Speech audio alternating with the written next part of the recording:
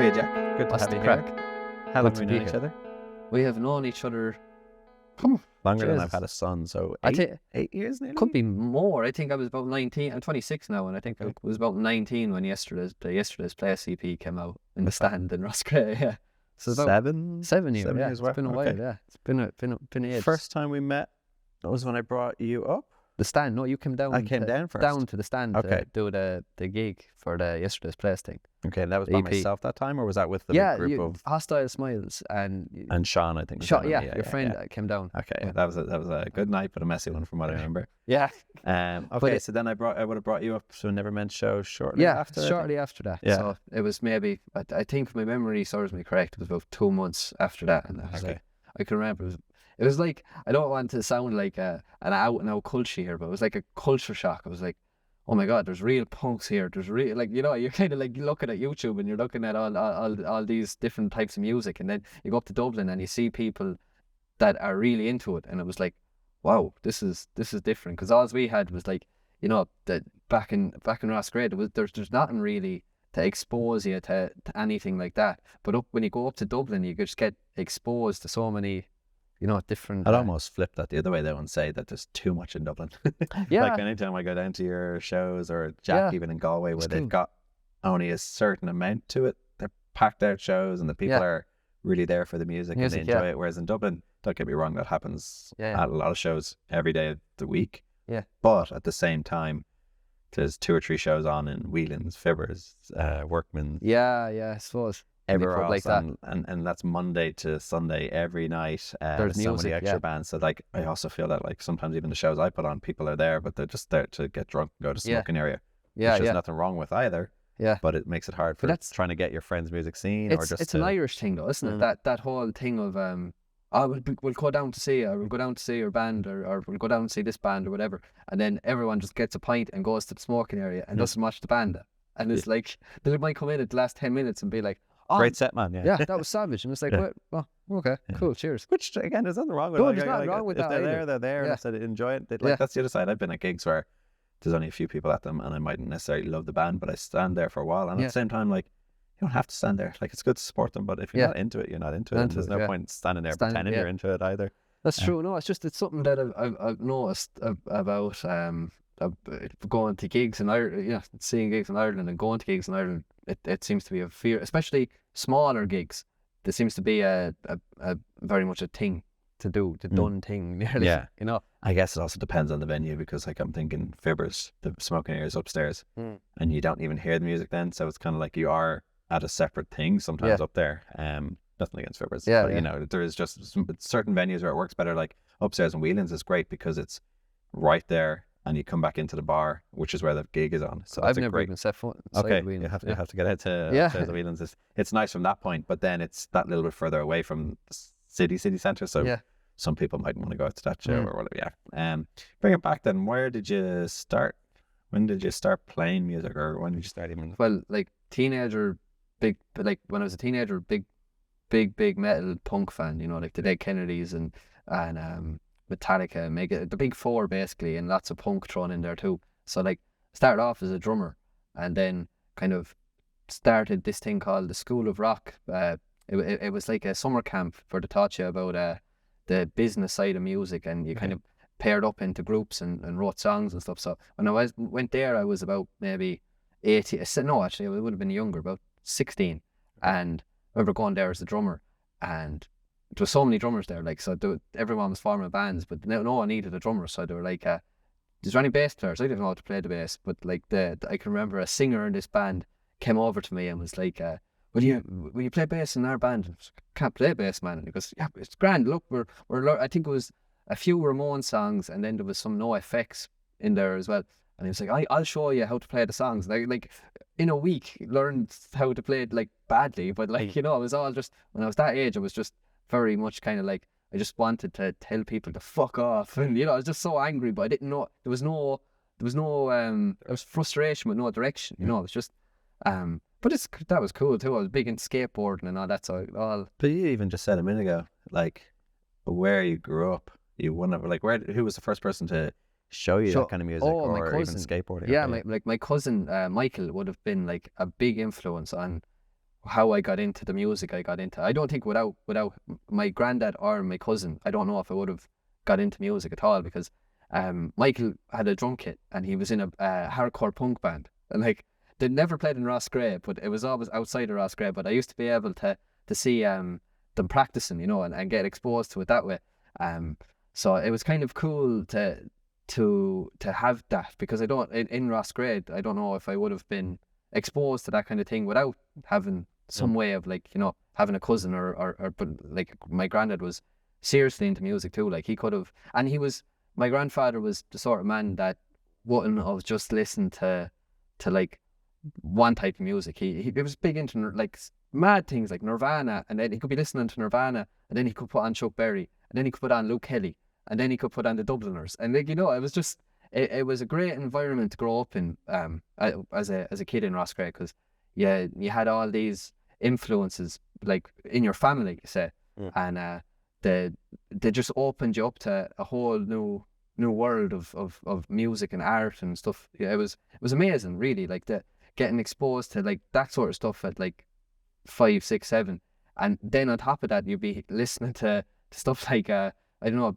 like classical stuff like Madame Butterfly and even like I know he's not classical, but like Frank Sinatra and all that kind of 50s stuff, you know. Yeah. So Andreas Bocelli opera would have been very big in the house as well. So I can't fucking sing opera, but like, you know, it's you probably pull little bits of inspiration from it and here and there. Yeah. You know, like but yeah, like you can.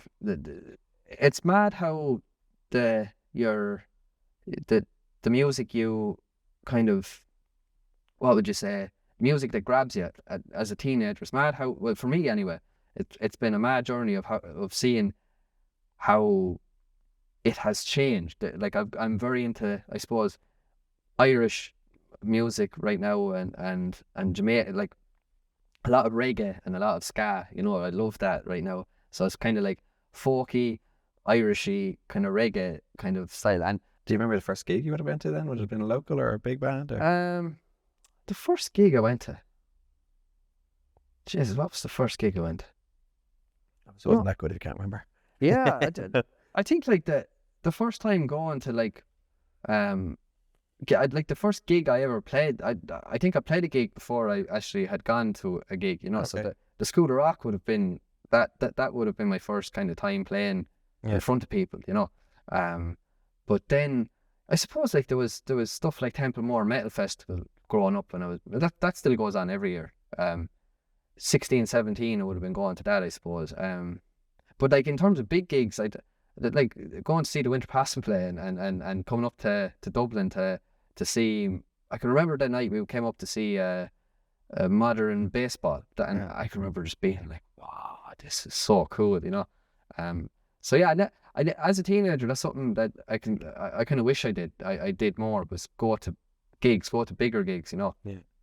Never really went. I suppose they were always up in Dublin, Belfast, you always kind of maybe Cork or Galway if you're lucky, but big time. And for a 16-year-old to get up there, it's not as easy, and especially like the transport system big time was way worse back then. I would have been fierce, like full of anxiety, you know. So I would have been like, oh God, if I go up to Dublin, someone's going to kill me, or someone's, you know, like that kind of just terrified of going anywhere that I didn't know, you know. So that kind of held me back too, you know. But thankfully I'm over that. What about then from the School of Rock? Where did it kind of go from there? Did you just start? So drive come along then that you were like, I really want to keep doing this, or? I just liked I suppose how I started writing was I kind of wrote bits and pieces as a kid. Like I can even remember writing poems and stuff. Like, well, I didn't know they were poems back then. I just thought they were lyrics or whatever. But like as early as 8, 9, just like writing like passages in my notebook in school and stuff. And it wasn't then until I got to like what age would have been, about 16, 17, where like I had a really good English teacher. I talk about her a lot at gigs and stuff.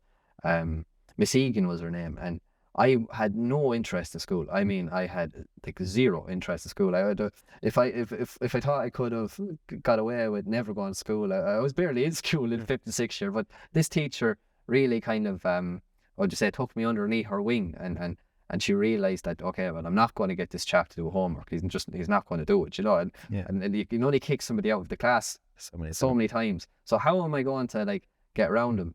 And she knew I was into music and like metal and punk and all that sort of stuff. But she kind of introduced me to like really listening to Bob Dylan and really listening to Leonard Cohen and that kind of stuff.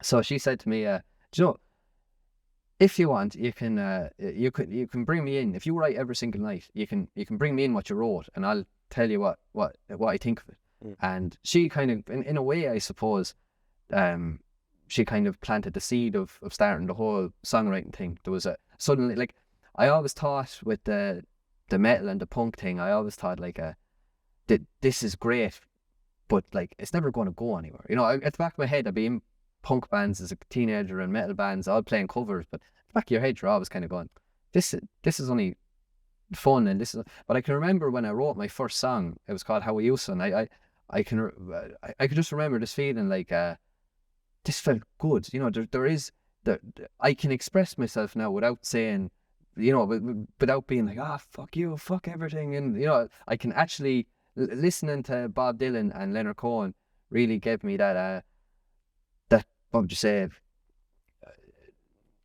I nearly gave myself the how would I even explain it? That I suppose let myself express more than just you know, yeah.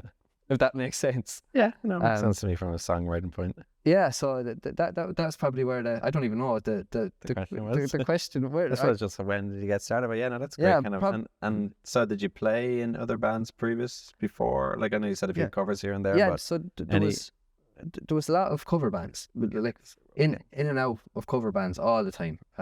But it wasn't until I was about 17 that I started taking songwriting seriously. Like, you know, and when I look back on it, it's a great way to, especially for a chap that, like, when I was 17, I'm very open about mental health and all that sort of stuff. And like when I was 17, I really didn't like myself, and I really, really was very cross and angry. I didn't know why, and like discovering this tool to help get it out. Yeah, because like I started kind of what would you say?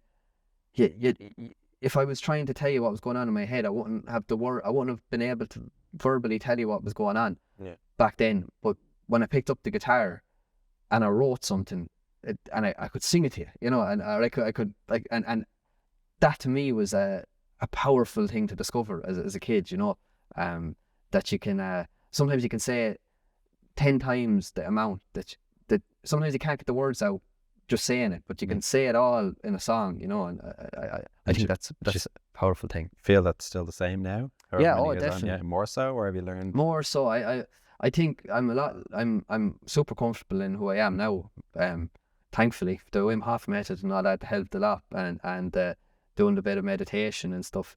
But yeah, I 100%. I think the songs tend to just like I believe anyway that the songs, you don't write the songs. The songs, you're just you have to get out your own way. I think the minute you start questioning what you're doing and all that, that's when things shut down. I think songs come from, or anything creative really, I suppose, comes from this other place. Okay. I don't know what it is, but it to me anyway. I can't speak for anyone else, but when I'm writing a song, I think the best songs that I wrote, or the songs I'm happiest that I've wrote, are the ones that just come when you're not even thinking. You kind of go into it's near like there's nothing going on. You're just doing it, and then more is out of you. Yeah, it's weird. I can't. It's a nice thing though. So do you have a writing process then?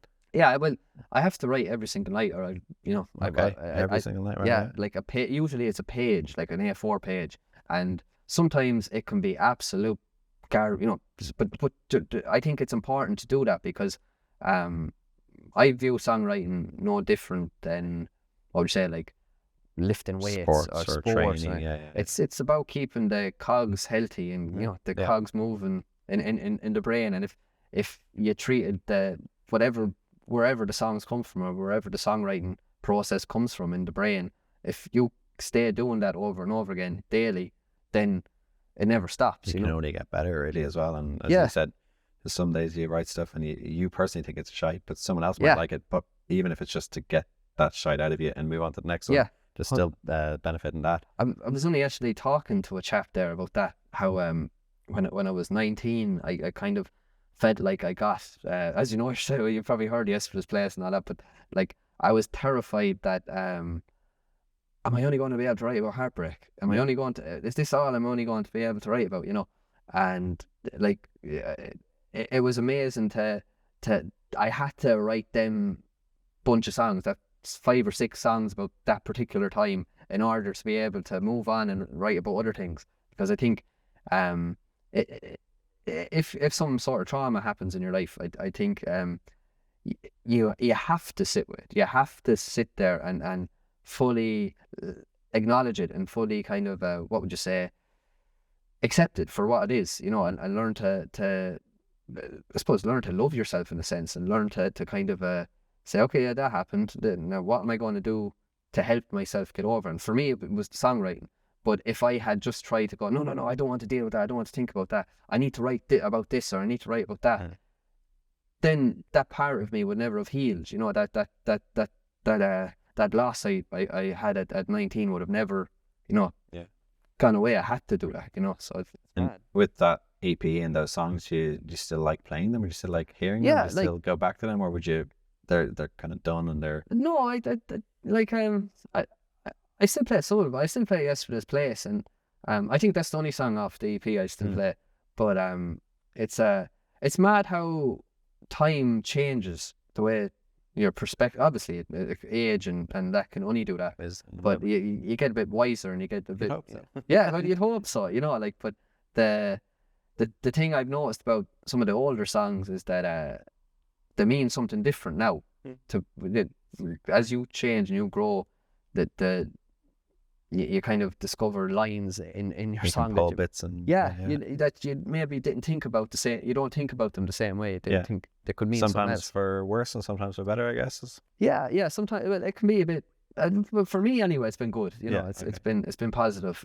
Even like the very first song I wrote was a song called "How Are You, Son," and that was just about a letter I got. You know, and at the time that song came from a place of a lot of frustration, sadness, and anger, you know.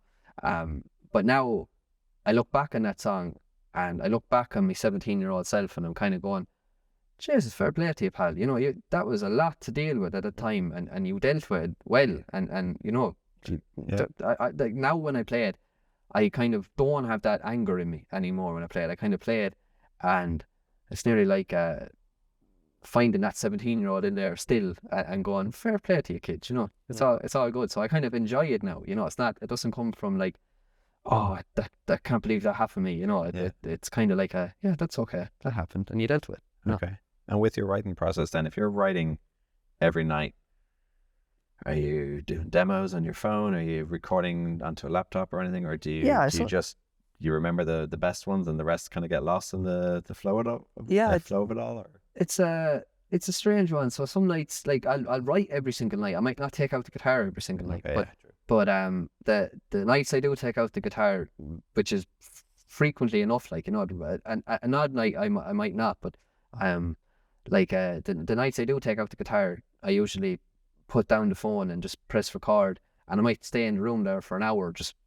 Okay. And whatever is coming, I record it and have it down at least, and that's what I find that for me anyway, songwriting wise, I think it's I still don't understand it. I really don't. Like it's a weird thing how you pick up the guitar, right, and you could have a skeleton of a song wrote, and then in 5 minutes or something like that. Like that to me, it's just it all comes out like that real fast, you know, and it could just be the skeleton of a song, and then you know the lines that you've wrote, and I'll pick up the guitar then, and I'll find a few chords. It's like none of my songs are I'm a simple man, like, you know, so none of them are that hard. So I'll pick up the guitar and I'll start playing, and melodies start coming, you know, and I think it's the minute, that's what I was saying to you earlier, I think it's the minute you start going, no, that could be this way or that could be that, then you're getting in your own way. It's something you're not allowing that creative process to whatever work itself it is, out, to just figure itself out. You know? So you're always lyrics first, or have you ever... Most of the time, 99% of the time, yeah, it's lyrics first, because I just find writing it's very therapeutic. You know, it's like the Wim Hof method to me, or it's something that I do to mind the old head. You know, keep it going. I always find it strange. For me, I'm always melody. I think usually, like, there are sometimes the lyric will come along with that, but I never just write. It's always just the music first, yeah. Then a melody, and then from that I have to just fit some words in, and then like not fit words and just don't care about them, but it's always melody for me first that will catch it, and it's always interesting to hear the other side. Like, it's cool, because I've never actually been able to like, there's been an odd song maybe here or there that like Red Moon, that last one, I think was hungover one evening, and I was lying on my bed, and I can remember I was playing it anyway, and my girlfriend walked in, and she was like, what's that you're singing? I mean, I don't know. I was just going do, you know, like looking up at the ceiling. And she was like, that's cool. You should use that. And then I was like, okay, cool. You know, maybe I will. And then I just kind of wrote the lines to it. But that was like, it's very rare that happens, you know. But I'm writing I'm doing like a collab with a girl from Bursnassery in Laois now. We're kind of like doing a co-write. So that's been really interesting. She's like what you were saying, that the melody comes first, and she'll send me melodies, and then, you know, I'll write. So it's kind of I think that's been very good for me, because you get to learn a lot, you know. Like, I get to learn off of this girl, and this girl gets to learn off me, you know. I was about to say, from that point, like, being a solo artist, do you ever get creative block, or is it nice being in charge of everything, or do you wish sometimes you had someone else? I know you said your girlfriend would kind of say that sounds cool, so you have someone to bounce back off, but does that happen regularly, or do you wish you had more people, or is it kind of nice to just keep it all to yourself? Or I don't know if I know the answer to that. I never really thought about I suppose I've just got used to doing this writing thing that I do myself, so it's this whole thing I've been doing with Emma has been brilliant, because it's just after opening me up to new thought. Like, I think if you do the same thing overnight, you can kind of get stuck in that. So like, I'm very comfortable right now with just writing every single night and picking the guitar up, and that's the way I do things. But like, there's always new ways to you know, to write and learn, you know. So it's been cool. That's been a cool thing to. What about then with the recording process? How does that usually start for you? Would you have fully fleshed demos that you bring into a studio or a producer, or do you just have like the recordings, the hour-long sessions, and you say this is roughly the song? No, what I do is I work with a fella called Paul Dwyer in Rossgrey, and so I'll have the song wrote on an acoustic guitar, and I'll do it to a click track, record it to a click track, and I'll send him the demo, and then we kind of go into the studio with the guides, and then we'll go, okay, say like with Red Moon, said that the last song I brought out, like, I didn't realize that was going to even be a rap song, and you know, until it kind of rap. I never did anything like that, you know. And I had kind of been singing the lines instead of rapping it. And one of my friends from Dublin, Dean Byrne is his name, he said to me, "Why don't you try rapping?" And I went, "Jesus, how could I rap? I've never rapped before. It's a culture rapper, you know, like Midlands rap. What are you on about?" Like, and he's like, "Why not? Why not? Sure, you write poetry, and rap is just sped up poetry, you know." And I just never thought about it that way. So I went into the studio anyway, and said to Paul, like, "Can we throw now like a hip hop beat on this and see what happens?" And like, he went, "Yeah, sure, go on, we'll try." And I found a piano part that I liked, and just put this piano part on loop. And so the song, I suppose, gets built around just having the rough kind of acoustic skeleton, and then we put instruments, you know, in on top of it. So it's kind of I suppose the song is wrote, and then just the different instruments kind of go in later on. Bring it all together, okay. And I kind of touched briefly on having your girlfriend or a few other friends, or it's a producer, or you have one friend or two that does the artwork for you and stuff as well. Yeah. But having somewhat of a creative team around you, I know you're kind of a solo project, but how important is that, having other people to help out? Or that kind of what I was saying to you earlier, that comes from yourself, and that mindset that I have comes from yourself. And don't mean to be palm-mossing you, but thanks, you know, like, because as a 19-year-old, who didn't really have anyone to kind of look up to and say, right, well, this is the path they're on, and I can kind of connect with that. Like I was looking at yourself and even like the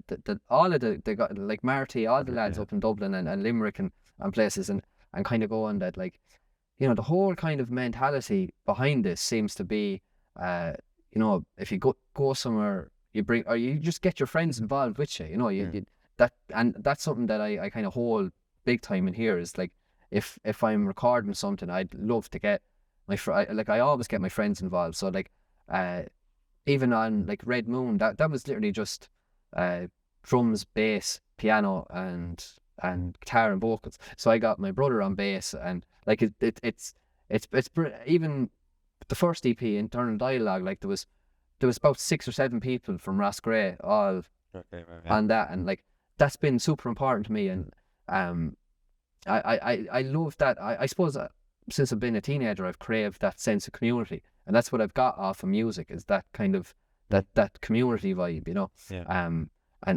But even like it went into my head when I was maybe 19 or 20, going up to the Never Meant record shows, that like, even though I used to come up and used to play, and I wouldn't have considered myself like punk or pop punk or anything like that, but the sense of community and everybody just like wanting you to do well, and what it was just lovely, you know, and yeah, that was a really a beautiful thing to think about, you know, that punk isn't really it's not, it's more not a mindset. Sound, there's no, there is obviously, there obviously, there can be, or everyone's opinion is different on it, but to me, I think like punk is just really about doing what you want to do, and bringing your friends with you, you know, or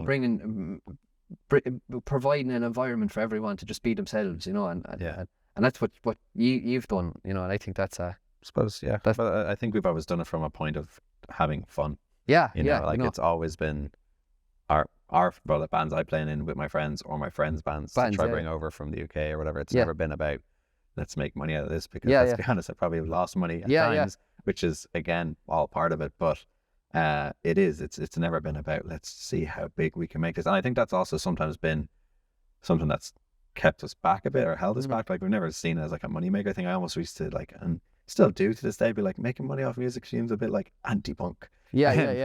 Which, whatever that means to anyone, but like I know, and especially from even meeting Marty myself, I just see how he's done it all, and how he's always kept it the way he's wanted to do it, and he's been very business minded or orientated. I hope he doesn't mind me saying so throughout the whole thing, but it's never came across as like a selling out or anything like that. He's been doing it for himself, and he wants to make a career out of it, and there's nothing wrong with that.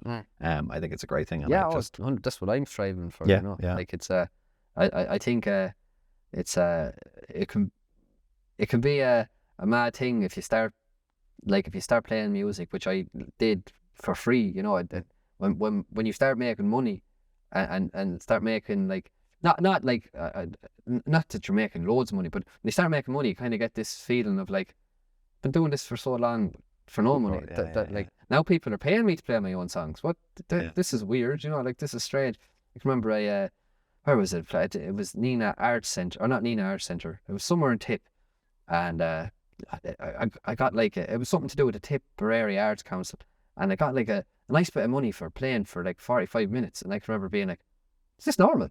Like, I feel weird taking this. This isn't right, like, you know. And like, oh, no, this is normal. Everyone kind of speed the norm for everyone. Should be paid. Yeah, no, and there is that whole point again when we grew up on going to like Scouts dens or community halls, going to see bands play, and it was like €2 or €3 in all ages. It was amazing, but there was no way any of those bands were probably making any money. They were doing it for the love of it, and that was great. And I just think I grew up too much into that the idea of even getting paid, even even your petrol money, was like, no, it's fine. Like, I'll pay you to play next time. But like, I think I've had to try to get myself out of that mentality. And again, I'm doing this just for fun in any of the bands I play in. But it comes across too that like the shows come across like that you love it, you know, like and everyone there loves it. So like, I guess it's my creative outlet at the minute. Like, obviously I have my job, which is a fun creative thing too. But I have a kid, and I have life, and if I get away one weekend a month, go down to see my friend, it's kind of like, to be honest, most of the bands I'm playing in now are just a reason to make sure that we see each other. I said that to I was saying it to you as well.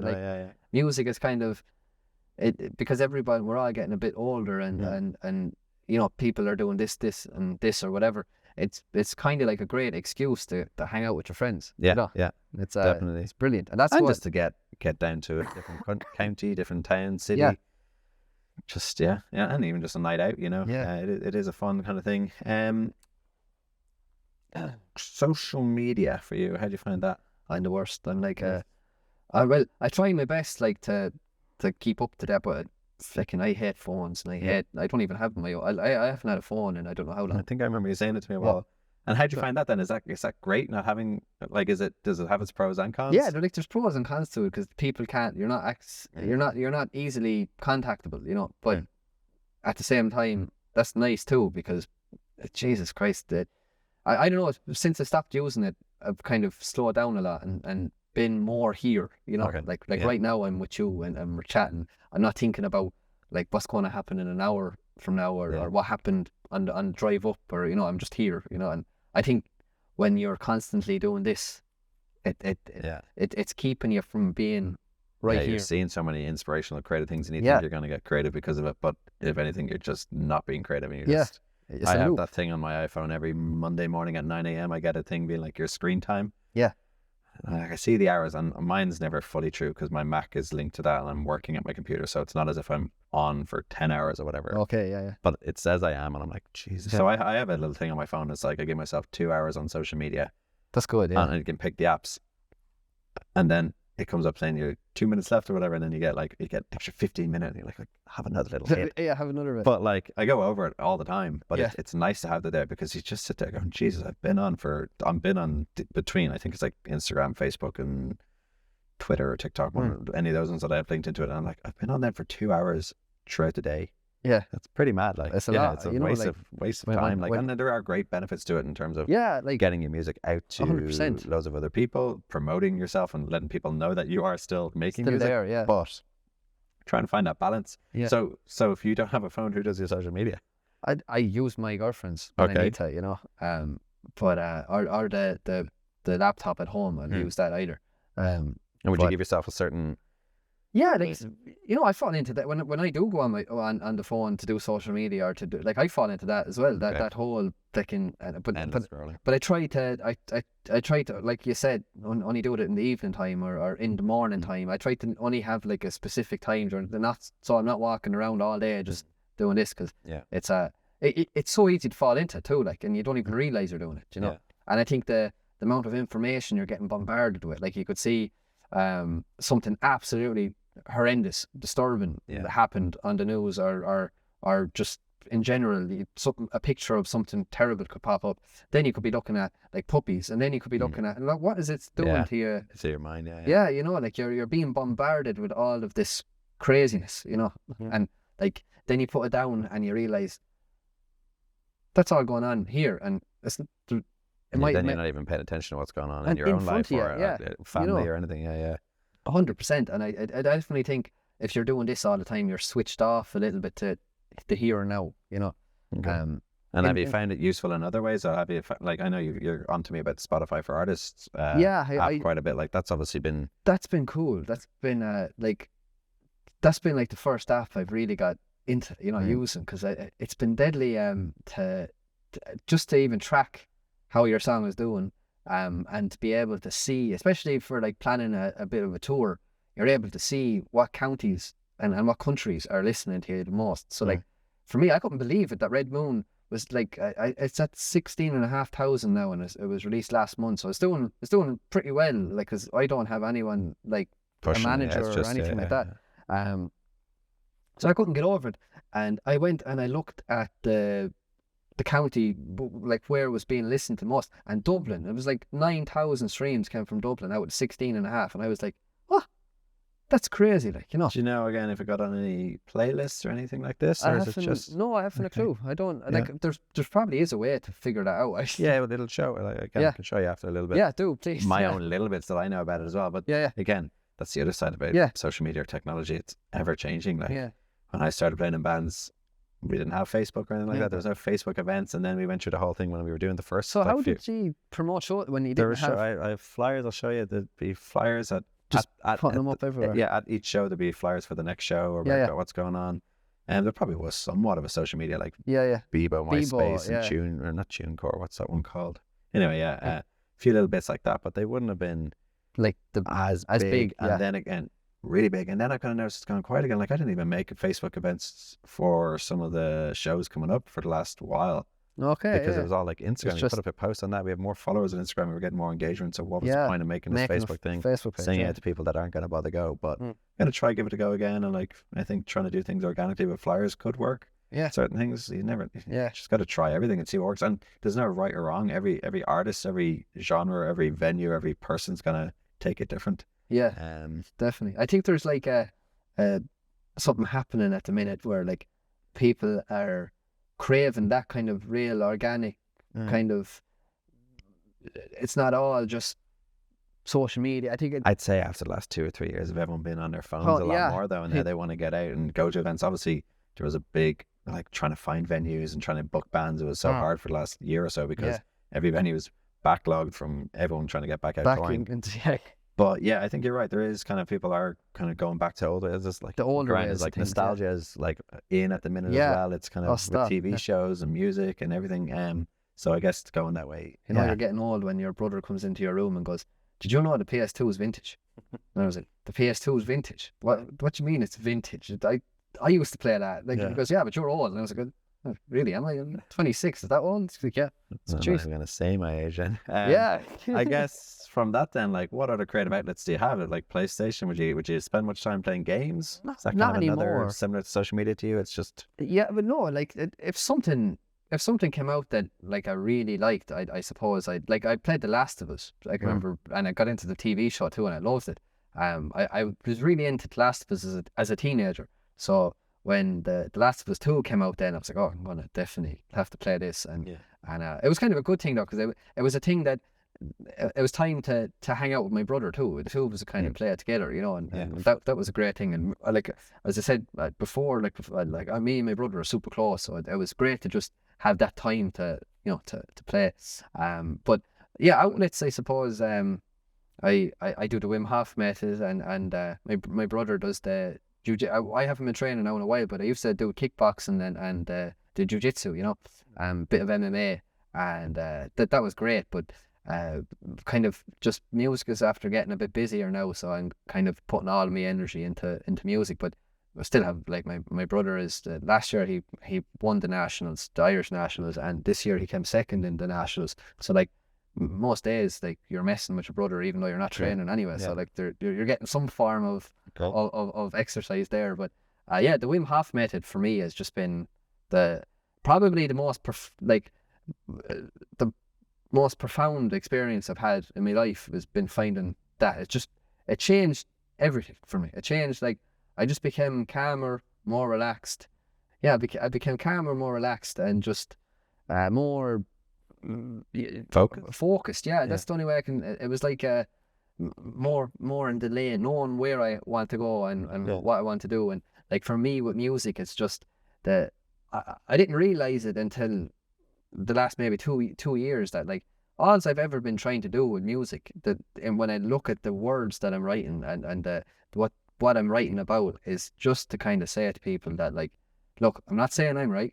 I'm not saying I know how to fix the world's problems. I don't. But I think if you start by showing a bit more compassion to yourself and showing a bit more love to yourself and kind of getting the old head right and doing things to mind yourself, then you can be such a better friend. You can be such a better, like, brother, partner. You know, you can, and I think that's how, in some way, I think that's the start of improving your community and improving. If everybody started doing that, that's taking care of themselves first. Yeah, taking care of yourself first. And like, I only know what I need to take care of myself and to grow as a person. I don't know what it's like to be you, because I can only ever experience what it's like to be me.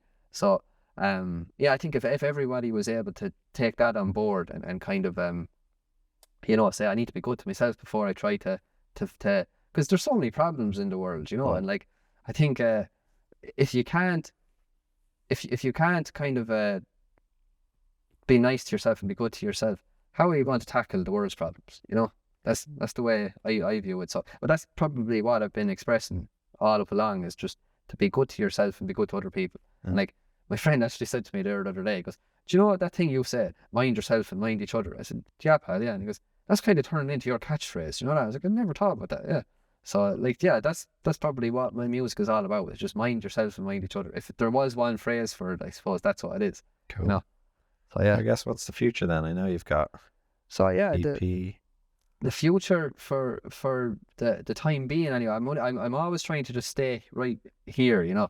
But aspirations, I suppose, would be I'm going on my first Irish tour this summer. That's going to be class. We're playing in the Workman's Club on the 23rd of June. Thanks very much for ringing us up. But yeah, I'm kind of just having my sights set on doing the best tour I can, you know, and being the best version of me on the tour that I can. I have the EP nearly ready to go, Yin Yang, and that's going to feature 5 new tracks. So after that, then, like, will Red Moon be on that? Or? Red Moon is going to be on it, yeah. So it's kind of a funny thing. Like, I was talking to Paul about it before. He was like saying, do you know what, like, you come in and one song might, like, Red Moon's a rap song, and then I have another one called Love Survives is the second song on that EP, and like that's a ska song, and then the next song is Yin Yang, and that's a folk song, and like, you know, so there's my hero, well my all-time hero, I suppose, at the minute is Damien Dempsey, but growing up 19, 20, 21 would have been Tom Waits. So like you can't keep that man in one box, you know. You can't say he's a folk artist or he's a blues artist or whatever. He just does everything. He acts, like, so I love that. I just, like, I couldn't say that I'm just going to stay doing one type of music. I just love the whole, the life is mad, so why not just, you know, go mad with it, you know. Yeah. Yeah, well, I'm the opposite of that, whereas if I have, like, I've got these kind of more punk songs, that's a whole side project. Yeah, I've got to make the logo, I've got to make a cool look, and I've got to, it never gets done because I have too many things going on. But, and then if I want, a bit more acoustic emo, that's this project. And Jack, that we both know, is similar to yourself. He has, like, a song come out that's, again, in his new style, it's like more kind of emo rappy kind of. Then there's like a screamo-y kind of shouty kind of one, and then there's like a more of a pop one. I'm like, no, you're doing it wrong. But like, who am I to say anything? You know, like, it works for you and it's cool, and it is like, it's for me, it has to be the other way, and for you, it works this way, and it's great. You know, and who am I to say that my way is the right way? Just whatever works for you. It's like that's it, and I think that's it's the same thing with Dowell Head and keeping yourself in good spirits. Is like, what works for me might not work like the same for you, and like everybody has to find their own thing, you know. What about then for keeping your head in good spirits? What do you read? Would you watch stuff? Like, give yourself a bit of time to, again, it's not social media, but, you know, just binge some TV shows, or like listening to music. Listening to me, I love music. I read a bit. Do the meditation and the Wim Hof method. Small bit of yoga. I've been doing that lately now too. That's been it's been cool. It's I tell you, it's nothing to laugh at. There's some of the poses that you have to hold. You'd be sweating afterwards, and you'd be like, it's mad. But yeah, the Wim Hof method has been the biggest self-care tool that I've found. And I've seen how, like, I've taught some of my friends the very, very basic side of it, you know, and I saw how, what would you say, it's affected them. I've seen how the shy kind of guys who might not really talk about their feelings or anything, you know, or what's going on up here, might come out and do the Wim Hof method, and then, you know, like, half an hour later, 40 minutes later, they're chatting about what's going on in their head, and it's like, geez, that's powerful, like, you know, that to have the capacity to kind of and I suppose, you know, self-love, and I don't mean to sound like an absolute hippie talking about this, but like,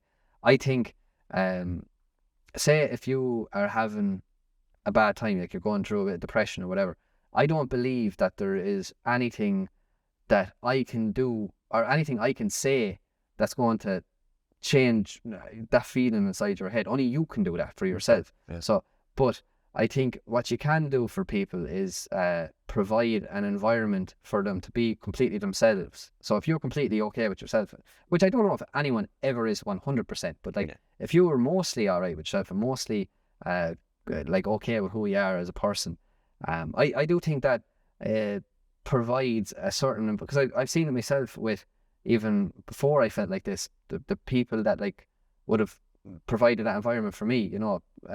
But I've seen it now with myself, growing is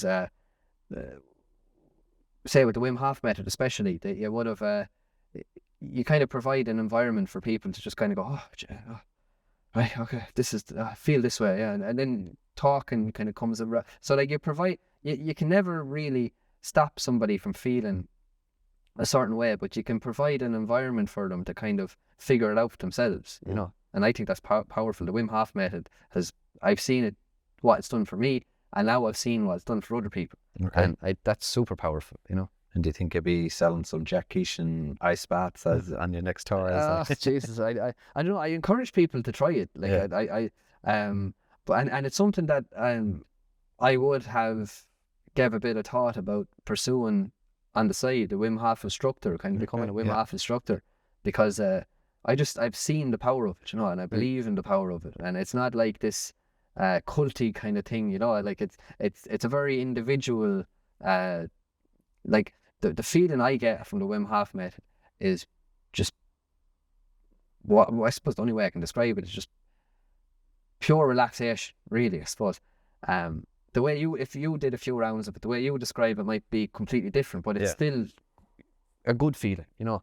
And what has that done? Has that helped with your music then, or at least with your songwriting, do you feel, as well? Or is that just something to get away from it all, from work and life, and then also into music, it's something separate to just get you feeling good? But when I was 19, 20, 21, 22, even up to 23, I suppose, I would have been very kind of like conscious about how I said things in my songs, or how oh no, will someone think that if I say this way or whatever. And the Wim Hof method for me has just kind of like given me the space to kind of say, this is how I feel, this is who I am.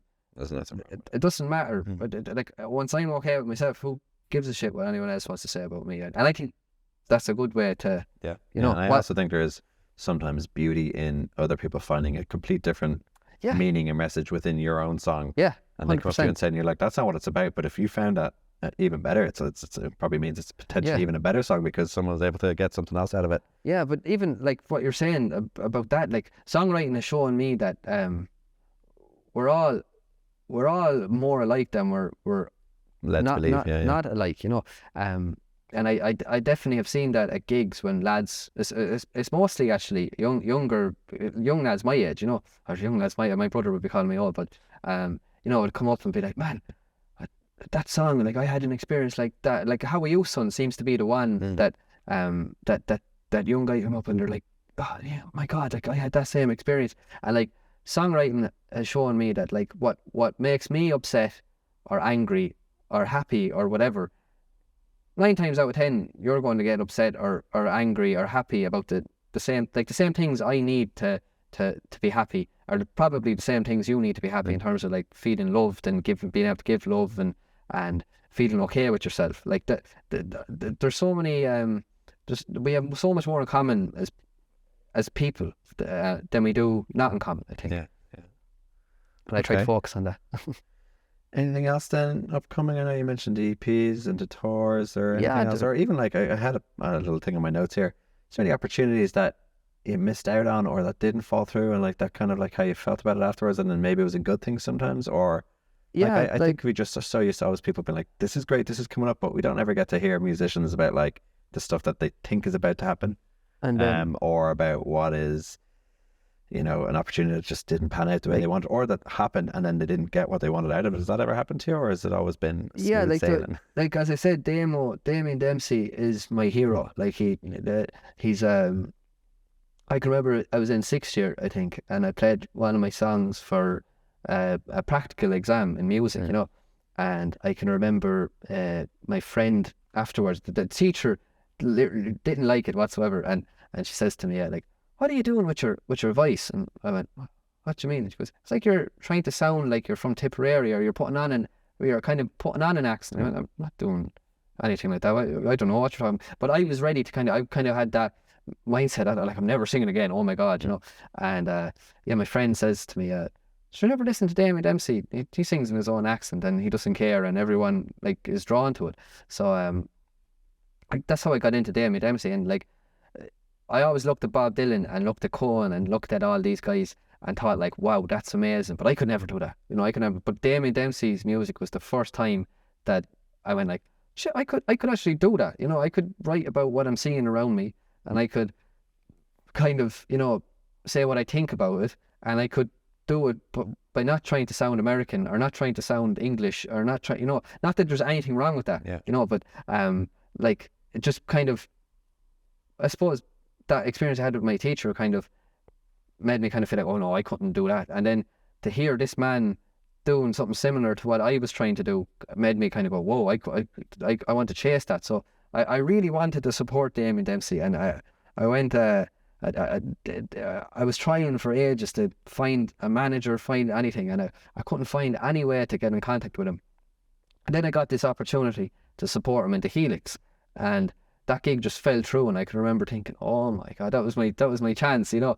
But like, things like that kind of they just drive on more, you know. You kind of go, well, no, I'm going to make sure happen again. I'm going to make sure this happens again, you know.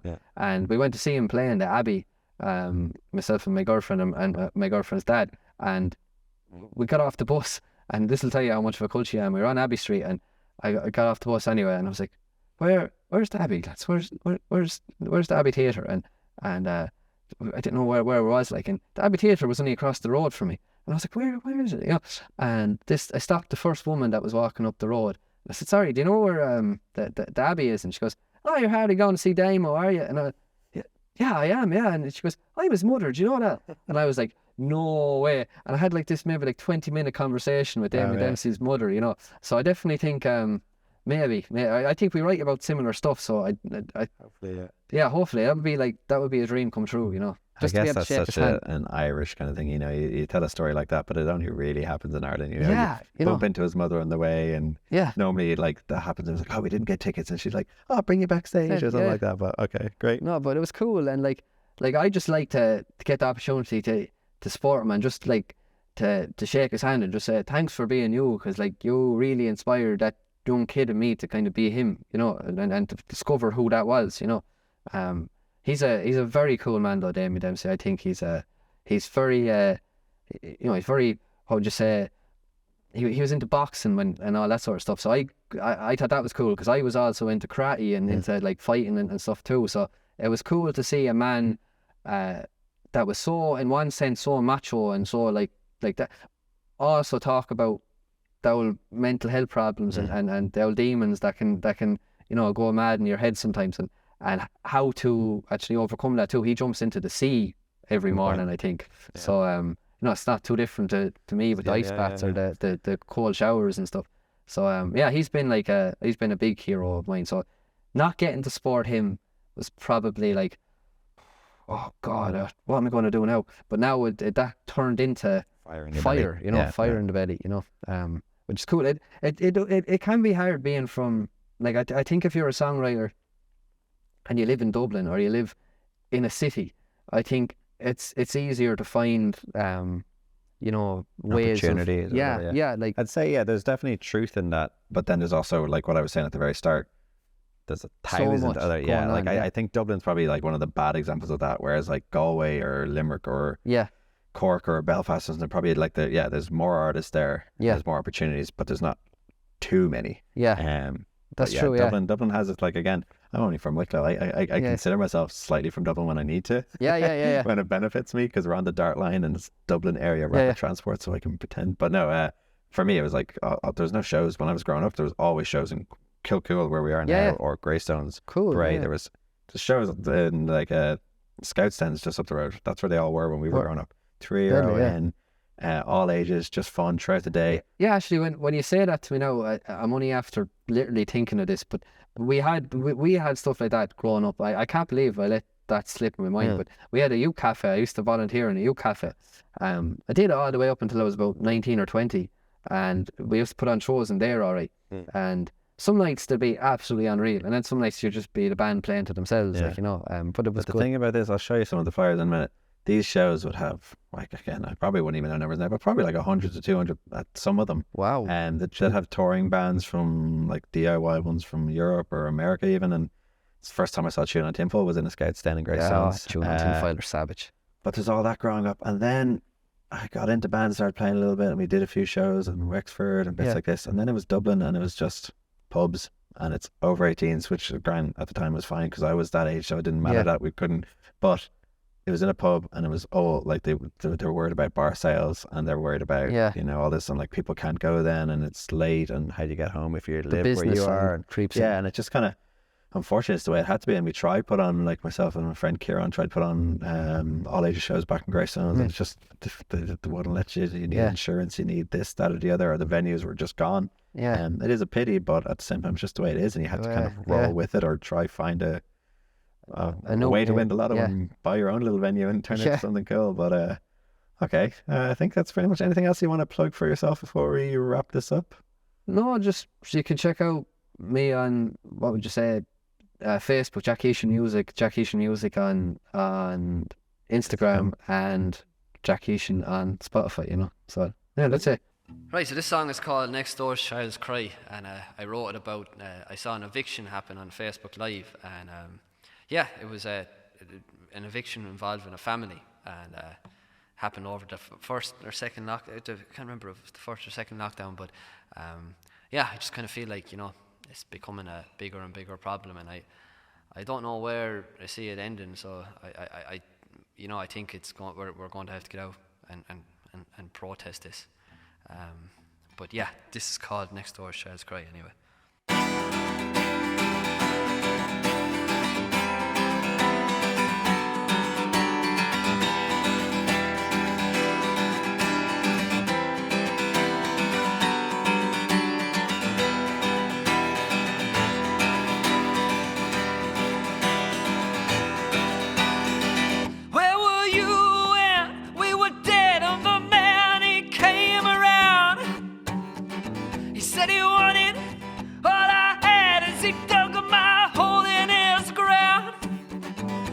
Your look, it's my grave that you took.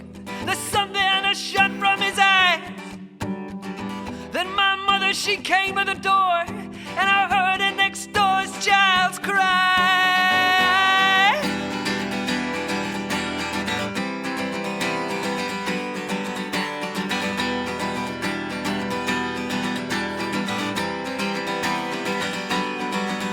Now little old Johnny, he did nothing wrong. The man's too blind by greed.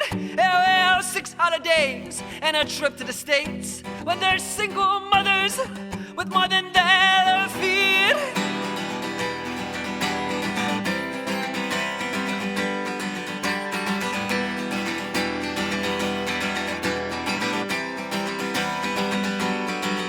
Now they're divided, they're conquering. They control what you thought and told. They're lying, but there's people dying, and they make it seem so black and white.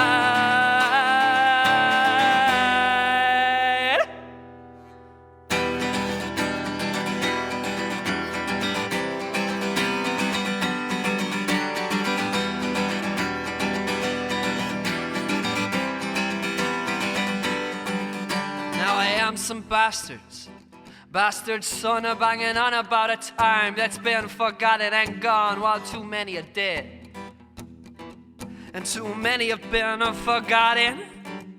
And it's not about who's right and who's fucking wrong, and it's not about even finishing this fucking song. It's about the truth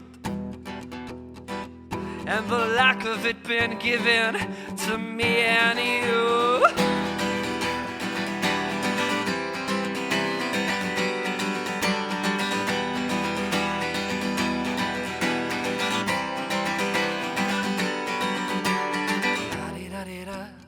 Da-da-da-da-da, da-da-da-da-da, da-da-da-da-da-da-da-da-da.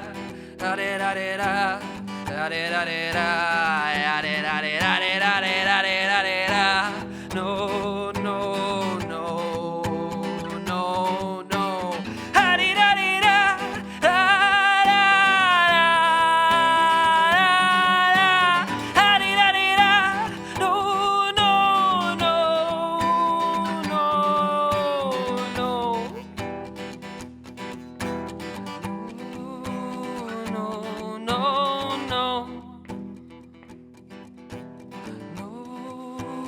no, no. So this is a song called Love Survives, and I did a lot of thinking about love over the pandemic, and just like not even love as an emotion, but how love can be a force, you know, and how it can be a force for positive change and good, you know. So yeah, this is called Love Survives.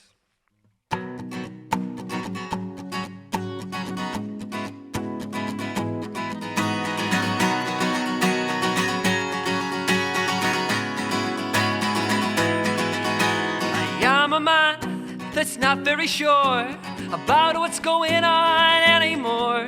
The rich keep on lying, the poor keep on dying. Working class living, but we're barely surviving. Now how could this be that we couldn't see the blame placed down onto you and me? One day you're crying, the next day you're thriving. Lace up them gloves now, you gotta stay fighting. This world's like a ring, it's tough and it stings. It will beat you, try to keep you from achieving anything. So lock up your smoke, this life's not a joke. Stop living your days through some sniper scope. Love comes back again to see you through the things you do. Trust yourself, my friend. You know you're right to fight for this today.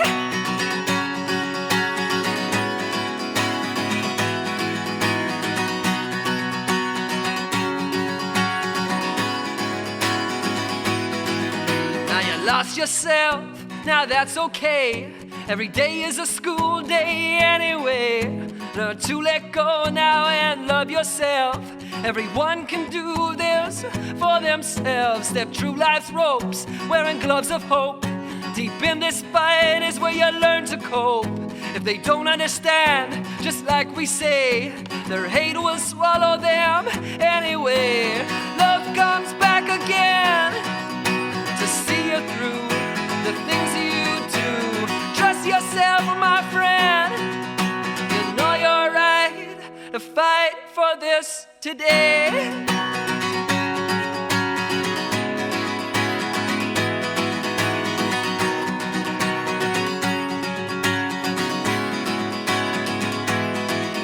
I am a man, I may not be sure, but I know that the answer is not in war.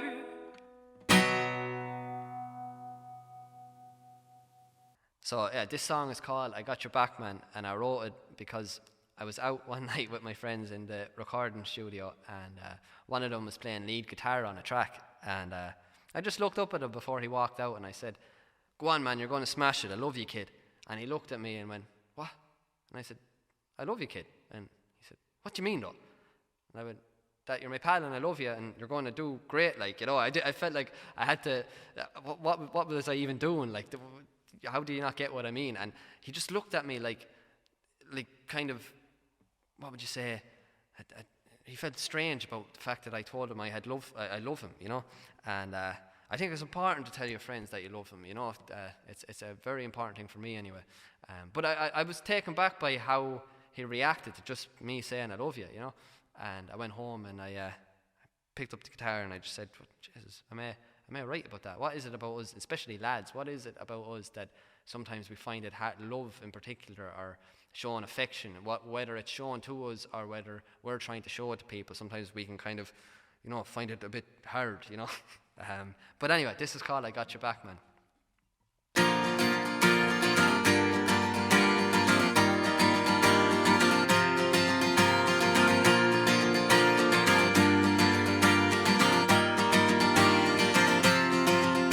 The shit is hit the fan and everyone's afraid of tomorrow.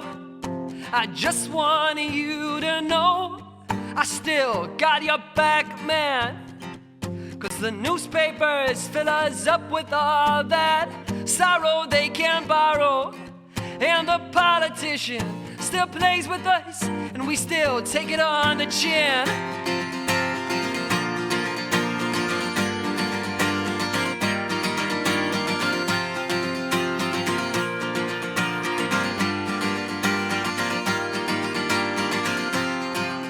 Now this is not some blaming game that I hope you understand. I'm not saying that I'm right or wrong, or that I know what's right for man. In a world that's so divided between this ideal and that, I refuse to pick a side, no. Yeah, the middle is where I stand, so here we stand.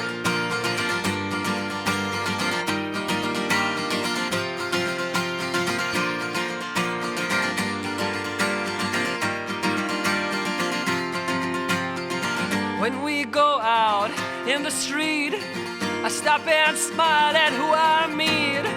She is mine and I am hers. Nothing can hurt me once I have her. When we go out in the night, I stop and stare at the candlelight. In a place where no one knows, we dug our hope in from the cold.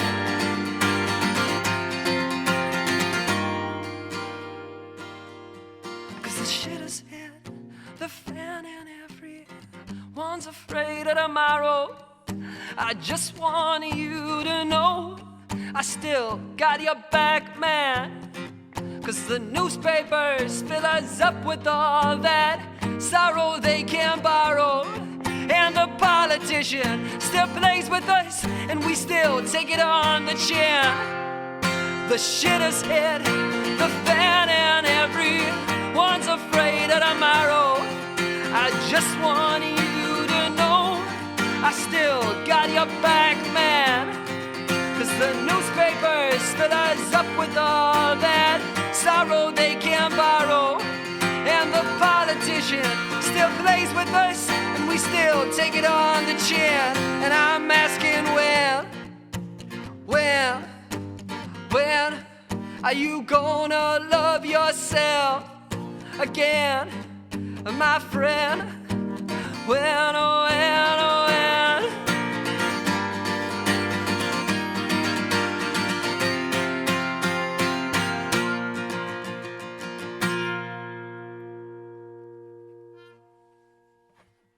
So, yeah, this song is called Main Street Daydream, and I wrote it when I was just walking around my town, Rossgrey. And yeah, Mundy had kind of said to me at a gig that I played a gig with Mundy, and he said to me that, you should just keep a notepad in your arse pocket and take it out when you feel like you need to, and just write everything you see, and do it as much as you can, So I was out anyway, and I just started writing about what I saw. It goes like this.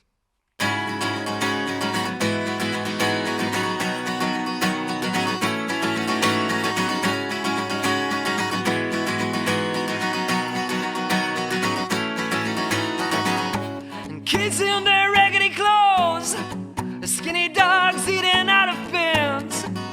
The friend with the powdery nose is asking how you've been again.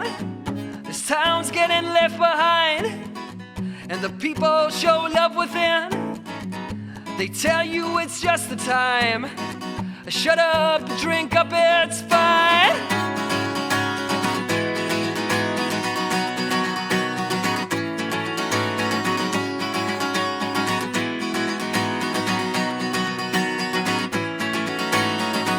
Now Patty lives on the street, soft out smile, a few cans at his feet.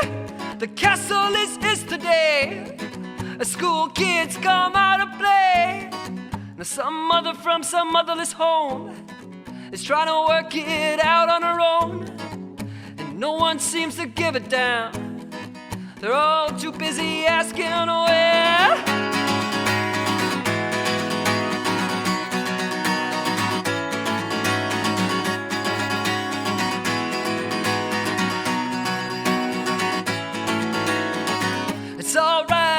be okay. It's alright now to feel okay. It's alright now to be okay. It's alright now to feel okay. It's alright now to be okay. It's alright now to feel okay. It's alright now to be okay. As long as you don't stay down.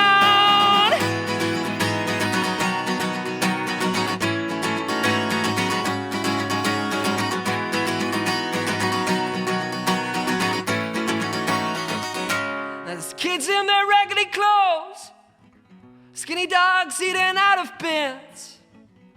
The friend with the powdery nose, well, he's asking how you've been again.